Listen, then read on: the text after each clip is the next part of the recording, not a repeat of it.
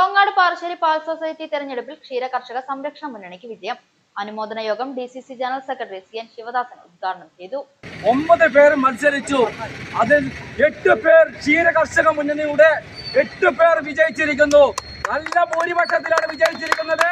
Society സംഘത്തിലെ ബാങ്കിൽ അക്കൗണ്ടിന്റെ നമ്പറിന്റെ വലിപ്പം നോക്കിയും മറ്റും വിരട്ടിയും രാത്രികാലങ്ങളിൽ നോമിനേഷനുകൾ ഒപ്പിട്ട് വാങ്ങിയും ഞങ്ങളുടെ സ്ഥാനാർത്ഥികളെ വീട്ടിൽ പോയി മിരട്ടി നോമിനേഷൻ പിൻവലിപ്പിക്കാൻ നോക്കിയും അവർക്കുള്ള തക്കതായ മറുപടിയാണ്.